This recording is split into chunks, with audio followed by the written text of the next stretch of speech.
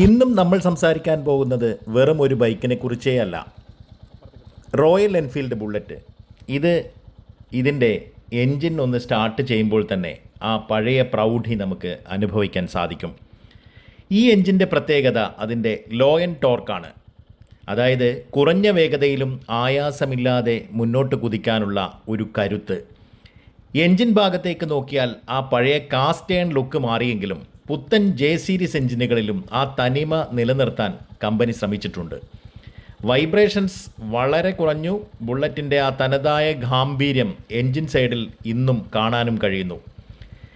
എല്ലാവരും കാത്തിരിക്കുന്ന ശബ്ദം അല്ലേ, എപ്പോഴും സ്വന്തമാക്കാൻ ആഗ്രഹിക്കുന്ന ആ തമ്പ്, അത് നിങ്ങളിപ്പോൾ ഓൾറെഡി കേട്ട് കഴിഞ്ഞല്ലോ. ബുള്ളറ്റ് എന്ന് കേൾക്കുമ്പോൾ തന്നെ നമ്മുടെ ഉള്ളിൽ മുഴങ്ങുന്നതും അതിൻ്റെ ആ താളാത്മകമായ ശബ്ദമാണ്.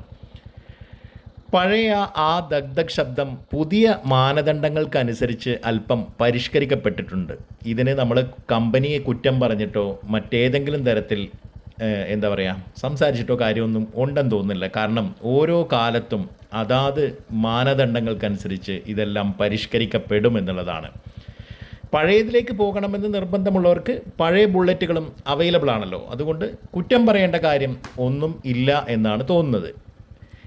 എന്നിരുന്നാലും പുതിയ ബുള്ളറ്റിലും ആ ഗാംഭീര്യമൊന്നും ഒട്ടും കുറഞ്ഞിട്ടില്ല.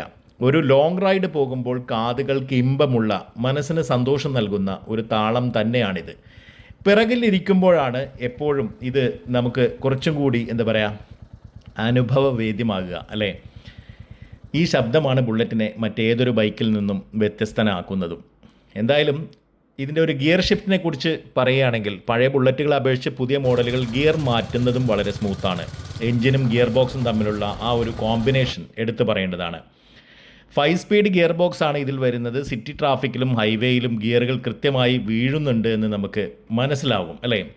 ക്ലച്ച് പ്രസ് ചെയ്യാനും വലിയ ബുദ്ധിമുട്ടില്ല. വലിയ ടൈറ്റ് ഇല്ലാത്ത ഒരു ക്ലച്ച് തന്നെയാണ്. എന്നാൽ സ്ലിപ്പർ ക്ലച്ചൊക്കെ വരികയാണെങ്കിൽ കുറച്ചുകൂടെ ബെറ്റർ ആകും എന്നുള്ള കാര്യത്തിലും സംശയമില്ല.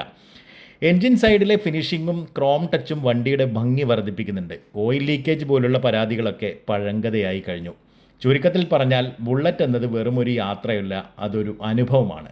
എൻജിൻ്റെ കരുത്തും എക്സോസ്റ്റിൻ്റെ ആ ഒരു താളവുമെല്ലാം വല്ലാത്തൊരു അനുഭവം. വീണ്ടും കാണാം. Good bye.